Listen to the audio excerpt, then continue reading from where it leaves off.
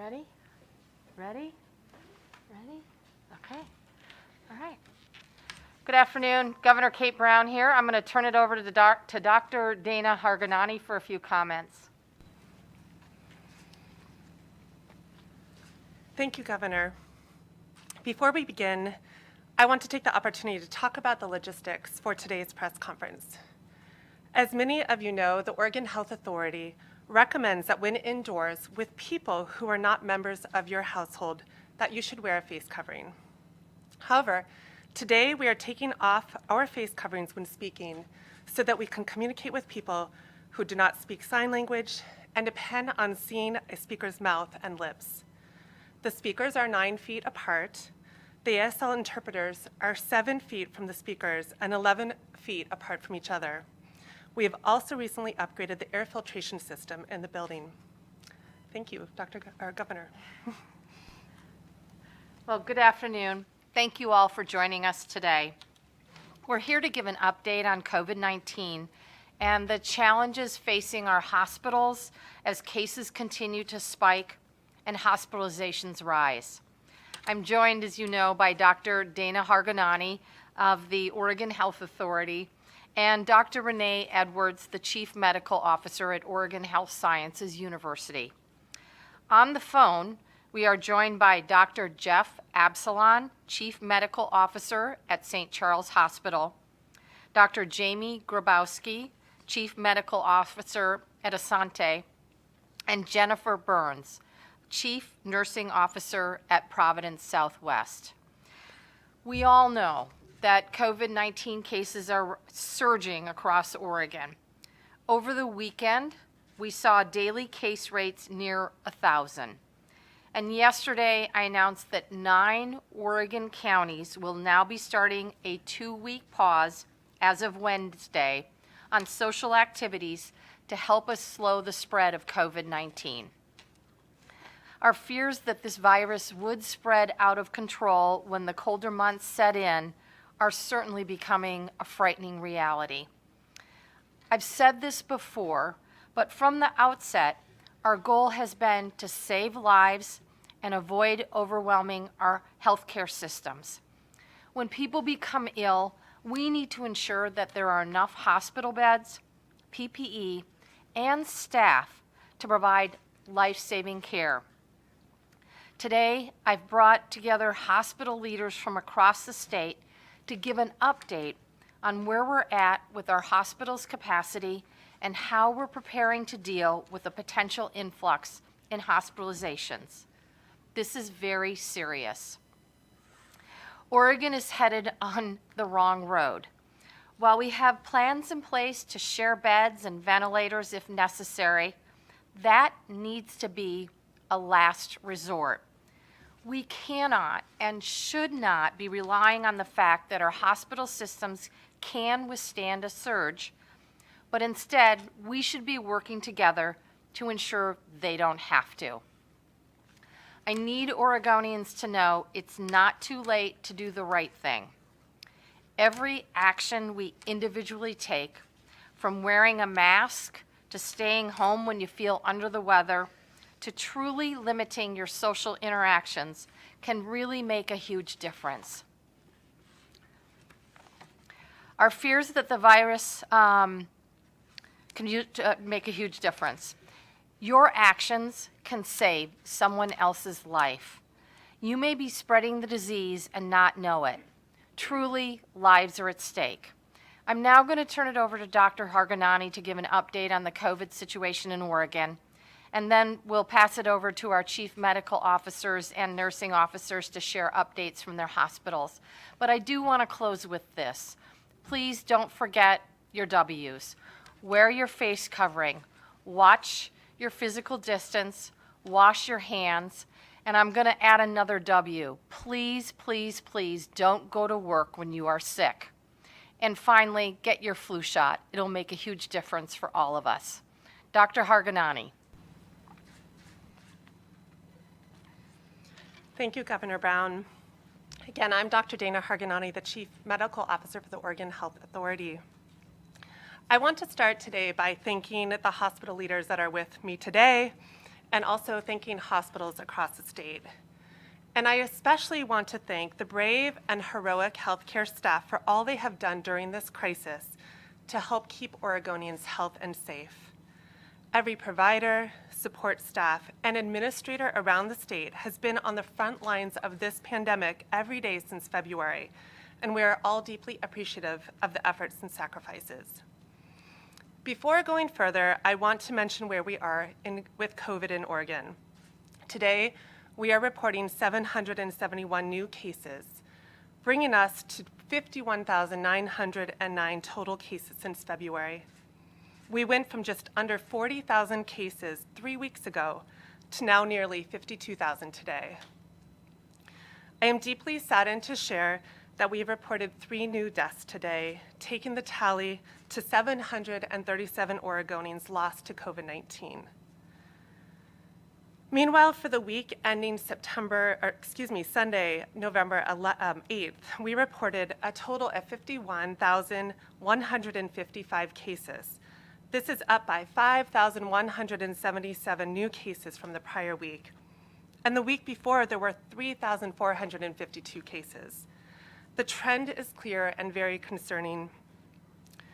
And sadly, the pace of deaths continue to march along, with dozens of Oregonians lost each week. Finally, while the number of tests reported in this last week will also be higher than it has been in recent weeks, the percentage of positive tests does not look to have fallen significantly. Connected to high case counts are hospitalizations. Hospitals are seeing an increase in the hospital census numbers due to COVID-19. We currently have 285 hospitalized patients with COVID-positive tests in Oregon. We've seen a 57% increase in the past week since November 3rd in hospital census of patients who have been tested positive for COVID-19, and an 83% increase over the past 4 weeks since October 12th. We can also look at bed counts overall. In Oregon today, we currently have 146 available adult intensive care unit or ICU beds, 701 available adult beds that are not ICU beds, 130 beds for pediatric intensive care patients, and an additional 116 beds for pediatric non-ICU patients. When we look at hospitalized COVID patients by region in our state, we see that Region 1, which includes the Portland metro area, has seen a 57% increase in COVID-19 positive patients in the past week. Region 2, the Upper Willamette Valley, has seen a 36% increase. Region 3, which is the Lower Willamette Valley plus Coos and Curry counties, has seen a 79% increase in the past week. And Region 5, comprised of Jackson and Josephine counties, have seen a 162% increase in COVID-positive patients in the past week. Thankfully, we have more ventilator capacity than we did in the spring, and we feel confident about our understanding that there are 762 ventilators available in the state. This all brings me to our work in partnership with hospitals around the state to ensure that we're prepared for a continued surge in COVID-19 cases and hospitalizations.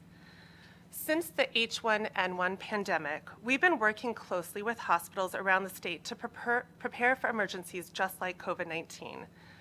And while COVID-19 has been larger and longer lasting an event than we could have ever anticipated, we found that our foundational learning and planning has helped us be ready in the early days when we first saw these cases.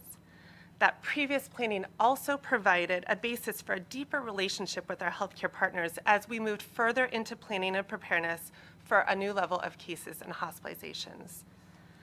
We now have in place multiple systems and plans that leave us much better prepared to handle high case counts and sick Oregonians. We are better prepared today than we were in February when we identified our first COVID-19 patient. Our regional approach to hospital preparedness and response remains the cornerstone for our planning. We work with our hospital partners across 7 regions in Oregon to make sure that if one hospital is unable to meet demand, other regional hospitals and partners can step in to assist. The basis of this arrangement is coordination, collaboration, and information sharing among hospitals at the region and state level. Capacity information at the regional level flows up to the statewide level.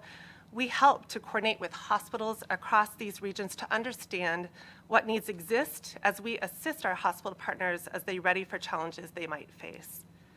A key feature of this system is the communication and coordination that allows patient admissions to be distributed within a region or across regions if capacity is strained.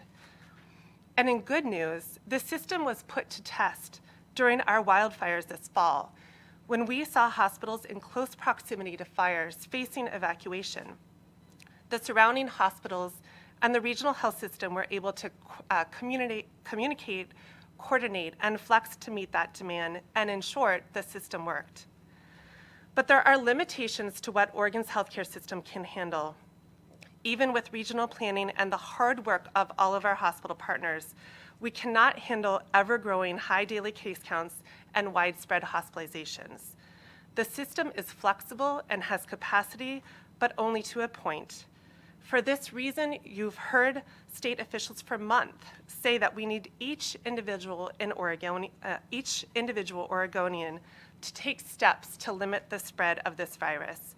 We must keep a new surge in cases from overwhelming our system. We know we can rely on our health system, our healthcare system and hospitals to manage their bed space, to manage staffing and supplies as cases increase.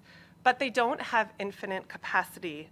We need to rely on Oregonians to help us manage the virus by taking steps to limit spread. Oregonians are worn out, tired of a year with limited social connections and so many difficulties of all types. Our healthcare workers have felt this too, even as they continue to face the virus on a daily basis. They've done their jobs every day, all the while working with us to plan for another rise in cases.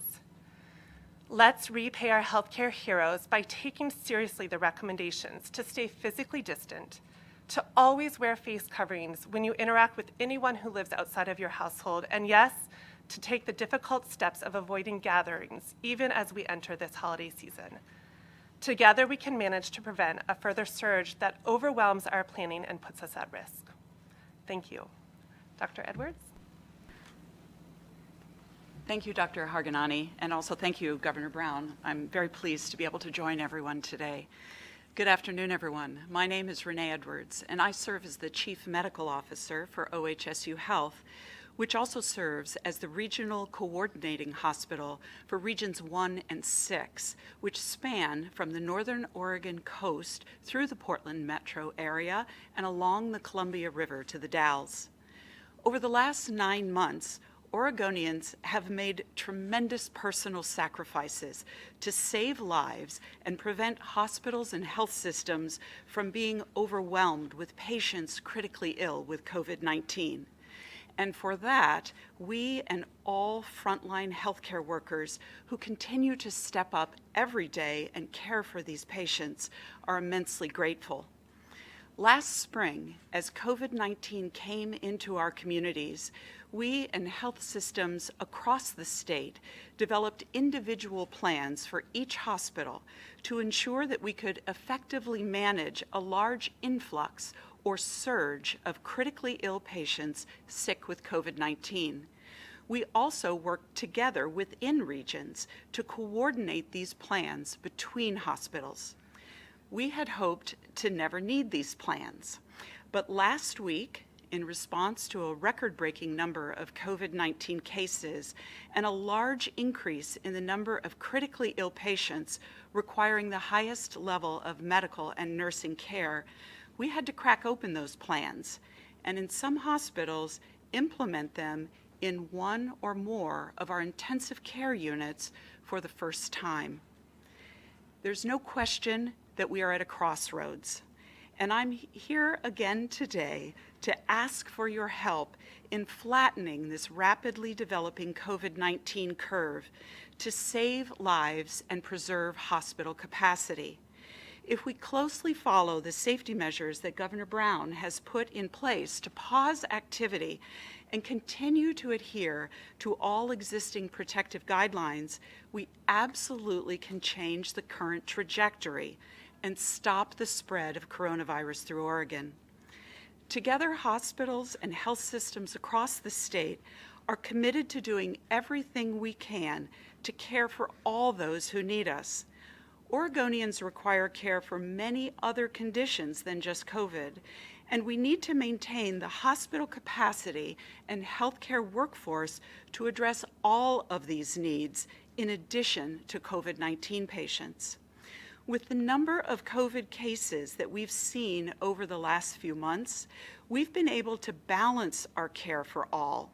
But with the currently rising numbers, we are at risk of no longer being able to maintain this balance.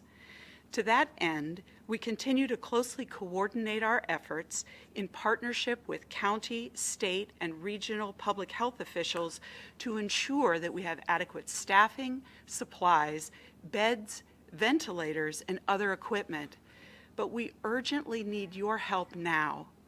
The COVID cases that we're seeing today have already locked in the hospitalizations that we'll see 2 weeks from now, as it takes about 2 weeks for patients who are infected today to become ill enough to require hospitalization if that is indeed going to be the trajectory of their disease course. By pausing now, we're trying to prevent these numbers from getting even bigger and impacting us farther down the line. To protect ourselves, our loved ones, colleagues, and our community from infection, and to protect our economy, it's critically important that we follow the governor's guidance and avoid social gatherings. Please stay home to the extent possible, and if you must go out, wear a mask, stay 6 feet away from others, and wash or sanitize your hands frequently. Please do not go to work if you are sick. It's also important to remind everyone that you could be infected with COVID-19 and unknowingly passing it on to others, especially in the 2 or 3 days before you even develop symptoms. For some people, symptoms may be so mild that you don't even realize you're infected with COVID-19. That's why wearing a mask, even when you don't feel sick, is so essential. Wearing a mask, keeping your distance from people may prevent the virus from infecting others without your knowledge, just by talking to someone close to you. I want to close by acknowledging, as Dr. Harganani did also, that everyone is exhausted, frustrated, and grieving by this historic pandemic. I extend my sincere condolences to everyone who has lost a loved one, friend, or colleague to this disease. And I also want to take a moment to recognize those who've lost a job or who are experiencing financial losses as COVID-19 has wreaked havoc on businesses and employers. In Oregon, we've endured a number of combinations of crises this year, but we can't let our guard down quite yet. Some of the world's brightest minds are working together to develop new medicines and a vaccine that will allow us to return to the activities we love. We got new information on this front just this week. So hope is in sight. But until then, to protect your health and safety, our hospital capacity, and our economy, we strongly urge you to follow the guidelines set forward by the governor and our state and federal public health officials, and pause or cancel any social gatherings. Thank you for your continued support. Thank you, Dr. Edwards. Good to have you back. We now have on the phone Dr. Absalon. He's the Chief Medical Officer at St. Charles Hospital in Central Oregon. Dr. Absalon. Thank you, Governor. Thank you all for attending today. My name is Jeff Absalon. I'm the Chief Physician Executive for St. Charles. We have 4 hospitals in Central Oregon. Our largest hospital in Bend is the Resource Hospital for Region 7. Region 7 covers 8 counties, all east of the Cascades, from Central Oregon down to the California border. We are also very concerned. We've seen a doubling in our inpatient cases over the course of the last week. We are at the same level as our highest amount of COVID inpatients earlier in the pandemic, and we recognize that we are just entering into flu season. And so we're very concerned about what's happening here today and what we might see in the upcoming weeks, and again, ask for your help. The holidays are upon us. It is cold in Central Oregon, and we acknowledge that people are indoors, and all of these are factors that we think are important that are going to require increased attention. I do want to share with you guys a little bit about what we're doing or what people might expect if we get to a place where we're becoming overwhelmed. We, as every hospital and health system in the state, have developed surge plans, and they start with rebalancing of patients between our facilities. In other words, sending patients from Bend to our outlying hospitals, or vice versa, which is what we're doing for all COVID-19 patients. And this, of course, has an impact on patients and families in terms of getting their care outside of their local community. We do have a good amount of supplies in terms of extra beds and ventilators, but staffing is really an issue as we bounce up against our capacity constraints. We will have to reduce elective surgeries. Many of these are elective surgeries that people have delayed throughout this pandemic, but if our numbers get any higher, we will need to do that. And additionally, if we hit a crisis point, we may need to shut down our elective surgeries altogether so that we can utilize the staff that work in our operating rooms and the supportive areas to take care of sick patients. And this is not what any of us wants to do. So again, we call on you to take action to prevent the spread of this disease. We really do need your help. If you do your part to prevent the spread of this virus, you are directly helping our frontline healthcare workers. And many of these workers are balancing full-time work with parenting and teaching responsibilities in this current environment. We need them rested. We need them available to help you and all of those in need when care is necessary. Overwhelming our health system is not what any of us want. And I'll also add that the same actions that will prevent the spread of this disease to help our hospitals and healthcare workers may allow our kids to get back to work, back to school safely, which I know we all want. The last thing that I just want to share with everybody is that this is really an important message. We've learned a lot in this pandemic. One of the things that we learned early on was that people delayed care in the pandemic because they were fearful or were concerned about overwhelming our healthcare systems. We want to make sure people know, please do not delay care. If you need to access our healthcare systems, they are safe. We have all worked hard to make sure that our environments are safe. They are. And if you need healthcare, please access care as necessary. So that's a part of the message. We'd love to have you here as well.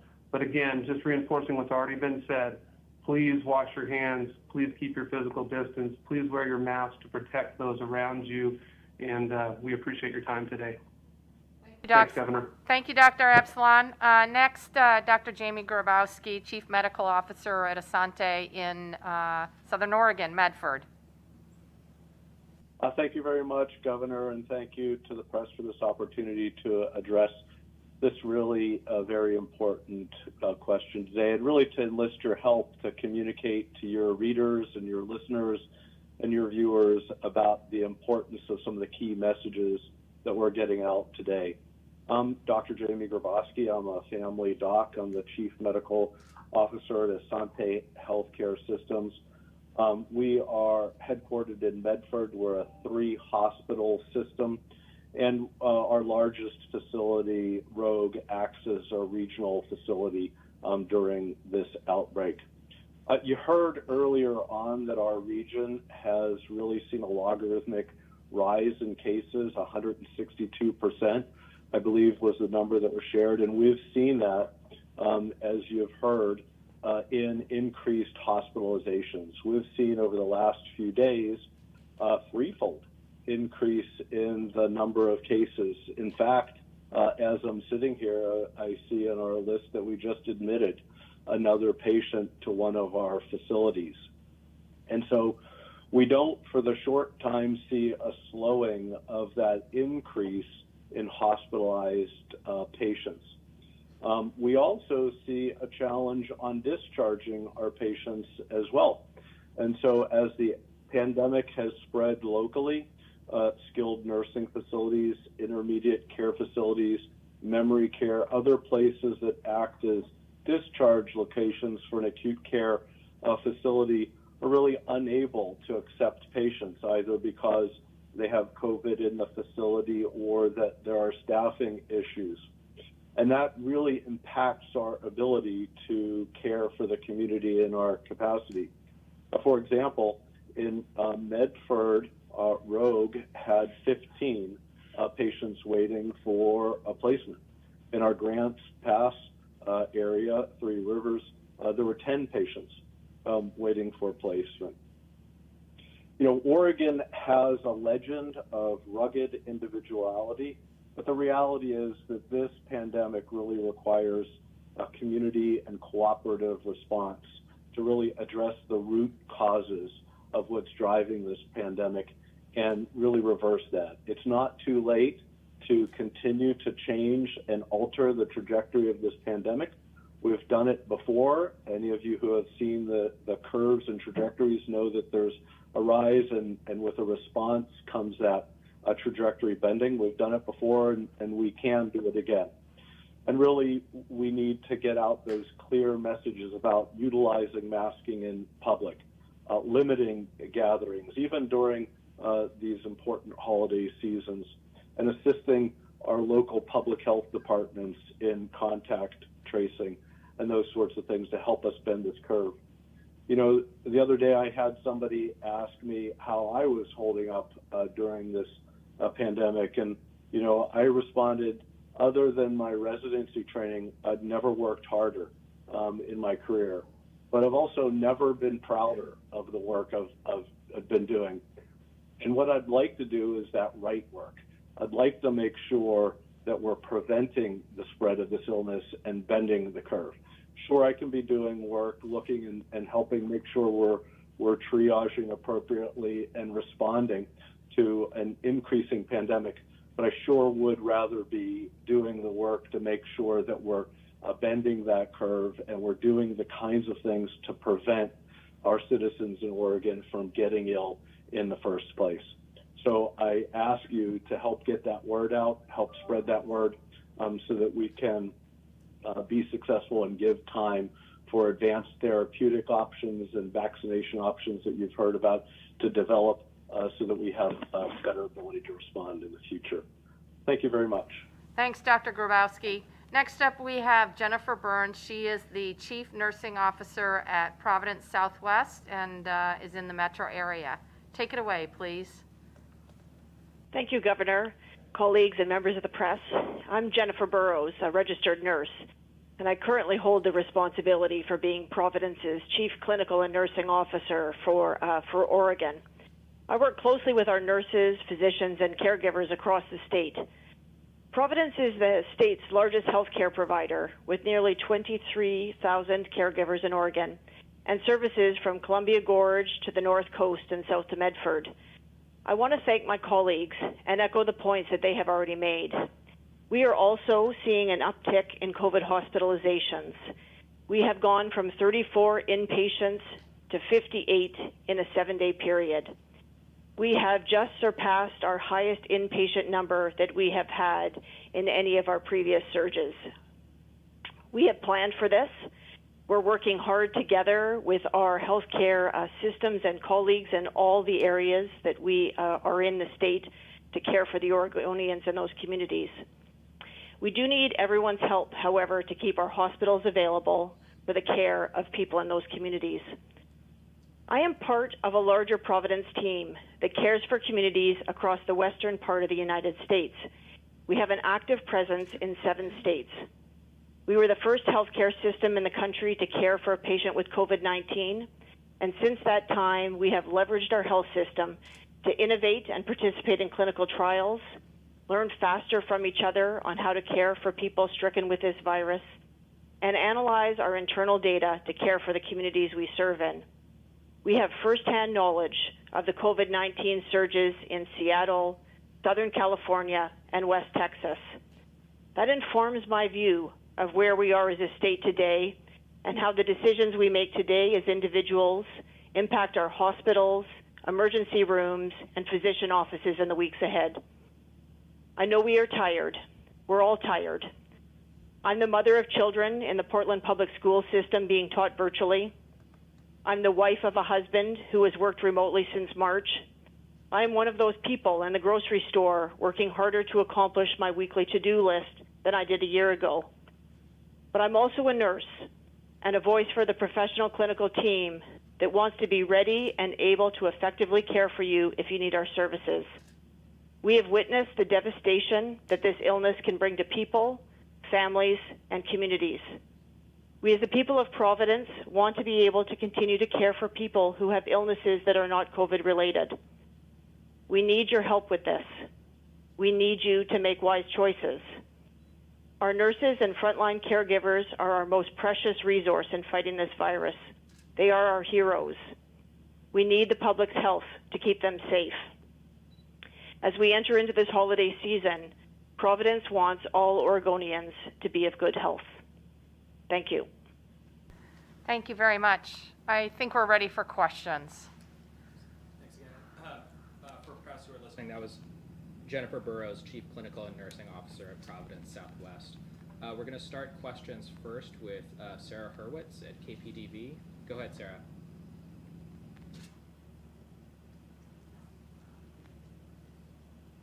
Sarah, are you there? Yes, I am. Thank you so much. I had a question for any one of the medical directors on hand. I'm curious if Oregon is being asked to provide any kind of help to other states in our region. And if that is the case, what is the threshold for our state in terms of how much can we help before we're going to need help ourselves when it comes to hospital capacity? Dr. Harganani, would you like to take that one? I'll start and pass it off. Thank you for the question. Again, this is Dr. Dana Harganani, Chief Medical Officer for the Oregon Health Authority. We are receiving this question a lot. I think first I just note, based on the way our state communities are distributed, there is a natural amount of movement that happens with patients seeking care across our borders with our state partners. Right now, everything we know is that that is about normal stage. That type of normal patient movement across health systems, for example, over state borders is normal. We do know that other states are stressed, and we also have been talking about today the rising case counts here, so we're watching this closely. Dr. Edwards, do you want to add to that? Thank you, Dr. Harganani. I would definitely echo the comments that you've already made. The only addition that I would add in is that many of the large hospitals and health systems in Oregon, certainly including OHSU, serve not only as sites for the local communities and for the state, but also for the region. And as a result, we do receive on a regular basis, transfers from other hospitals that are in the Northwest region when we need to provide care for patients, particularly who have specialized healthcare needs. As Dr. Harganani mentioned, we really have not seen a change in that referral pattern at this time.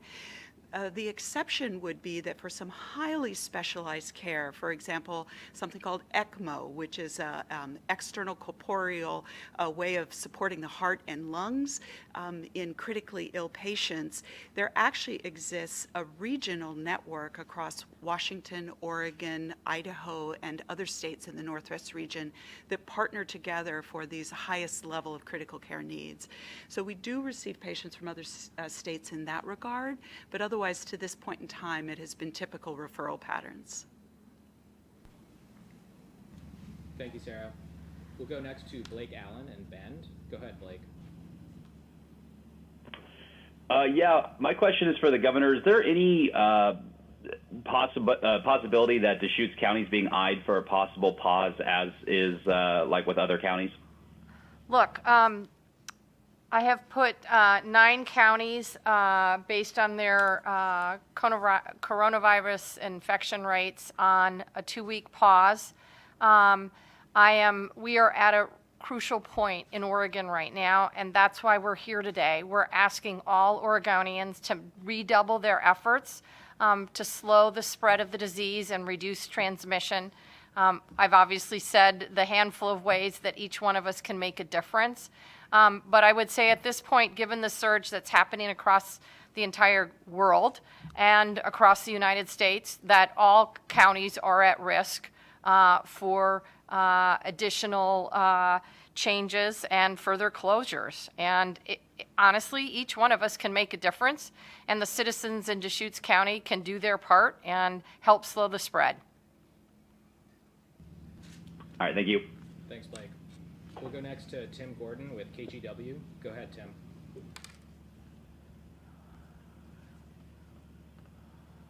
Tim, are you there?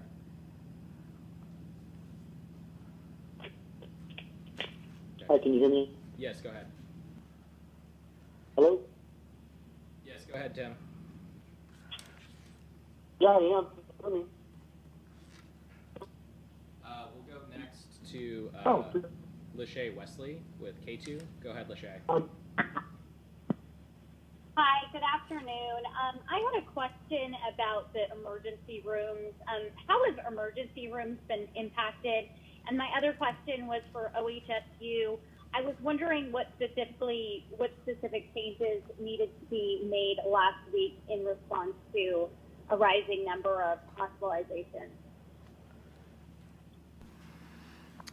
Thank you. This is Jamie Grebosky. I can take a bit of that first question from Sante's perspective. We have seen an increased volume in our emergency rooms. We are working to make sure that we can manage that as appropriately as possible. We have set up regionally a COVID hotline. I heard today that we had 100 calls an hour into that COVID hotline for the first 2 hours of the day in preparation of this talk. And what we do there is we have a nurse who helps triage a patient to decide what the right level of care they need. Do they need a virtual visit? Do they need an in-person visit in an urgent care that's safe for a patient with potential COVID symptoms? Or do they need to go to the emergency room? So we're helping regionally to make sure we're appropriately triaging and providing the right resources to our community members. Dr. Absalon, do you want to give an update from Central Oregon? Yeah, thank you, Governor. We've been doing pretty well with regards to our emergency department. I think we also have a hotline, as Dr. Grebosky described, for Southern Oregon, and it's been serving the same type of a role. And so we've been working hard to direct people to get care in the appropriate location. So far, we're doing okay with this. We are, as I mentioned earlier, running towards flu season when we will expect to see increased volumes in our emergency department. But at this time, it seems to be doing okay. Thank you. This is Renee Edwards from OHSU. Thank you for the question that I referenced. As part of the preparation work that Dr. Harganani mentioned, that all of the Oregon regional areas have completed. Over the summer, each region was asked to submit to the state a preparedness plan for their specific region. And so in regions 1 and 6, we submitted a plan that looked at the capacity of our ICUs and what percentage of our hospitals within the region were at that threshold capacity. And when we reached that threshold capacity, two things would happen. One is that it would trigger what we call a regional huddle, meaning that any of the hospitals within the region can make a call to say we need to pull together all the hospitals in the region into a phone call to discuss where we are with capacity and understand whether we may need to share some of our patient load with other hospitals in the state. So the first thing to note that happened last week is that in regions 1 and 6, we began regularly meeting our ICU thresholds that we had submitted to the state. And as a result, we are now having almost daily regional huddle calls to discuss our hospital capacity, including our ICU capacity, and make sure that no one hospital is reaching a stress point with being able to manage their capacity. At OHSU in particular, we have 4 ICUs, and we created a plan that if we reached a critical number of COVID patients, we would place all of those COVID patients requiring ICU care in a single ICU and place the non-COVID patients in other ICUs, and we activated that plan last week. Thank you. Thanks, Lachey. We'll go next to Aaron Ross with OPB. Go ahead, Aaron. Hi, can you hear me? Yes, go ahead. Okay, just very briefly, could you have someone spell both the names of Dr. Grebosky and Dr. Absalon? Yes, we can send those to you right now by email, Aaron. Thanks. Do you have another Great, question? thank you. Yes, I do. So it sounds like we're seeing cases rise at a rate that we did not necessarily expect them to rise, going, doubling the number of patients in some hospitals, seeing 168% in cases in other areas. Are we prepared? We're prepared for what we're seeing right now, but are we prepared for this type of increase to keep going if we keep having this logarithmic increase in cases? Thank you for the question. I can start out. This is Dr. Harganani with the Oregon Health Authority. I do believe that so much of the planning that has been done by our hospital partners and with the state are really helping prepare us for what will come with future hospitalizations and COVID cases. But as I mentioned earlier, it's not infinite in its ability. And so I think, again, we'd go back to the critical message today that you all, individuals across Oregon, have the capability to help us reduce the surge and reduce the transmission, to help with the hospital capacity and reduce the impact. There's a lot of tools that our hospital partners have to manage capacity, so I'll pass it off to any of them who want to add from their perspective. Or if I could just give a follow-up, so we have the fourth highest rate calculated, the fourth highest RT in the country right now. So if Oregonians do not step up their game and practice better social distancing, will we be able to handle that rate of increase? Look, here's the reality, and here's why we're here today. We're at a critical juncture for Oregon, and this is truly a wake-up call to all of my fellow Oregonians. I know you're all tired. I know you're exhausted. I know that you have made tremendous sacrifices to reduce the curve early on in this virus, and those sacrifices are impacting our families, they're impacting our schools, and they're certainly impacting our businesses across the state. But the harsh reality is it is not too late. We can change the trajectory of this virus. Each one of us taking actions by washing our hands, watching our physical distance, making sure that we're wearing masks, staying home if you are sick, and of course getting your flu shot. In addition, as we see from the 9 counties that are going on a 2-week pause, limiting social gatherings is absolutely key. I've been saying that over and over again. I know that Dr. Seidlinger has as well, and other folks from the Oregon Health Authority. But we are asking Oregonians to limit your social gatherings to your own household or immediate family. We have got to keep these gatherings small. We know that these gatherings are the source of much of the spread throughout the state. So we're at a critical juncture. You can make a difference. Please. We have had one of the lowest infection rates throughout this entire pandemic, one of the lowest infection rates in the entire country. But as you just said, our cases are increasing rapidly. We can stop the spread. We can slow the transmission of the virus. Each one of us can make a difference. Did anyone on the phone want to address any of those questions as well? This is Jeff Absalon from St. Charles, and I can just say that when the pandemic started, we all got together within our teams to build these surge plans. So I know we all have them in place, and they really do start with lower level impacts to, if we have a really significant increase, changes that will be dramatic. We can put beds in waiting rooms. We can put beds in conference rooms. The staffing is going to be really the challenging part of this. And so none of us wants to go there. We would much rather be able to take care of our communities with the resources that we use every day and people that are doing this specific work on a regular basis. But you should be rest assured we've all planned accordingly. It just would be incredibly difficult, so please help us in this endeavor. Yeah, this is Jamie Grebosky from Asante. You know, if there is such a thing as a silver lining to this pandemic, I will say prior to the pandemic, I hadn't had the opportunity to work with Dr. Harganani or Dr. Edwards and just a bit with Dr. Absalon, but, you know, we now collaborate at least on a weekly basis to make sure we're as prepared as possible and that we're sharing ideas and coordinating and collaborating so that we're able to respond to the virus effectively.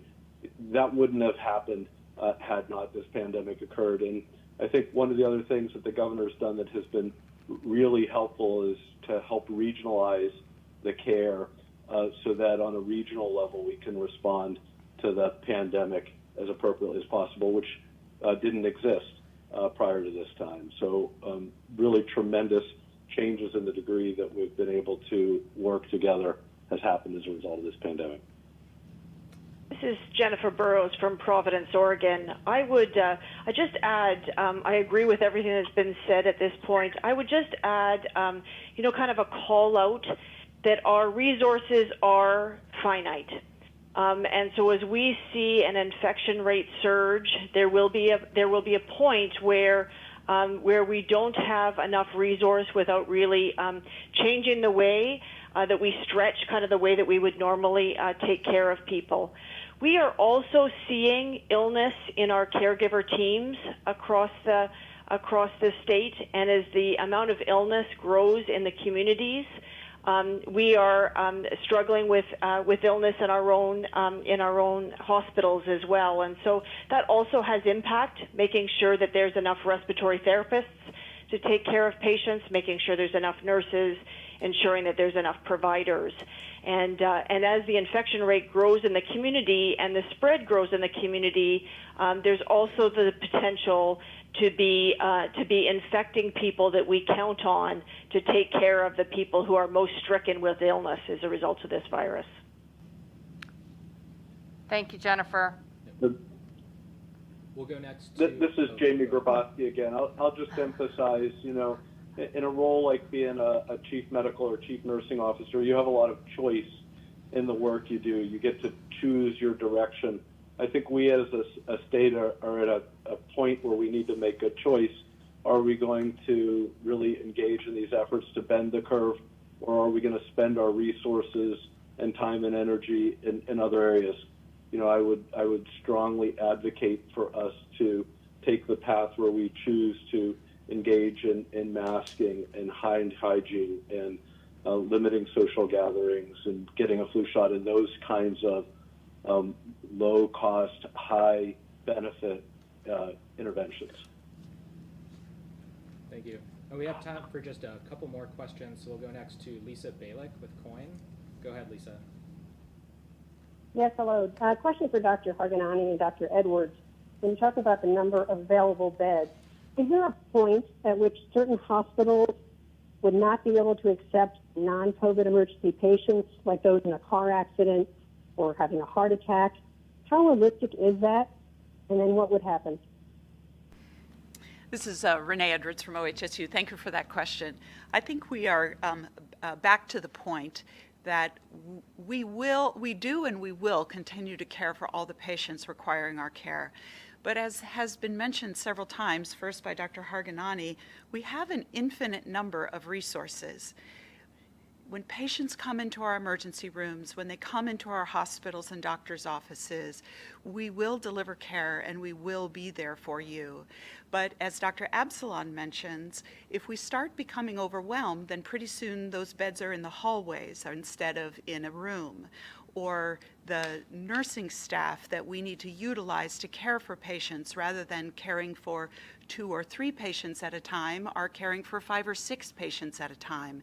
So I want to emphasize that this is not about your hospitals and healthcare systems being there for you and the healthcare workers who will be there to provide your care, but it's understanding that we only have so many resources, and so we want to be able to be there still for the unfortunate things like the car accidents or the heart attacks.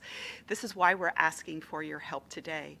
The other thing that I want to say is that we have to remember that when a person becomes infected with COVID, it does take up to 2 weeks before they start developing symptoms. We're here today asking for your help, and we know that Oregonians will respond because you have already done so beautifully so many times before. But don't get discouraged if you don't see the numbers start coming down right away, because we know that it takes a little time to start seeing the impact of the actions that you're taking today have a real difference in the numbers that we see even a week or 2 or 3 from now. So hang in there, and even if we see the numbers still not quite going down yet, know that the actions you take today will have an impact on the numbers 2 weeks from now. Thanks, Lisa. We have time for just one more question, so we're going to go to Sarah Klein with the Associated Press. Go ahead, Sarah. Hi, yes. As we approach flu season, and OHA has obviously put a focus on avoiding a twindemic, I am curious what the average flu season looks like in Oregon. How much do hospitalizations typically increase by during that time? Is there added staff and the amount of deaths? Harganani, do you want to take that one? Sure, thank you, Sarah. Really important question to call out on top of our focus today around COVID-19, the importance of our entering the flu season, and all of the same measures to reduce the transmission of COVID will also help us reduce the transmission of the flu. Again, also getting your flu shot will be critically important. We do track this data on flu every season and very closely, and are able to compare it to national data. I do not have that memorized today. We welcome people to sign up for weekly notices to come about the trends that are happening in our state, and we will be sure to get that data to you, looking at last flu season and what we're seeing today. It is certainly early. We're just seeing a handful of flu cases in our state so far, but we're tracking it closely, and we'll certainly get that information to you. Thanks so much, Sarah, and thanks to everyone, our speakers, for joining us today. That's all the time we have for questions. So. Thank you all very much. Be safe out there.